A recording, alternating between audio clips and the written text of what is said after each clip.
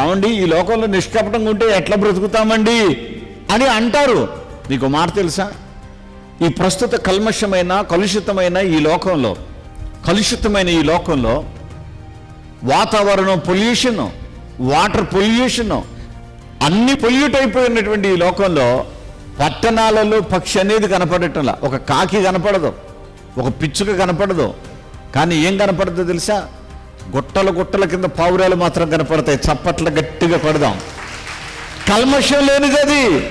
ఈ పొల్యూషన్ దాన్ని ఏమీ చేయలేదు. కారణం ఏమిటనంటే ఈ లోకములో అన్ని జీవులలో అన్ని ప్రాణులలో చేదు ఉంటుంది, కానీ చేదు లేని ప్రాణి ఏదైనా ఉన్నదనంటే అది పావురం. కానీ ఆ పావురం ఏమై ఉంది చెప్పండి? ఇప్పుడు ఎన్ని జాతుల పక్షులన్నా చనిపోతున్నాయి, కానీ పావురము జాతి మాత్రం పెరుగుతూనే ఉంది. కారణం ఏంటంటే అది నిష్కపటమైనది. అందుకని దేవుడు ఏం చేశాడనంటే, ఈరోజు నువ్వు పావురము వలె బ్రతుకు.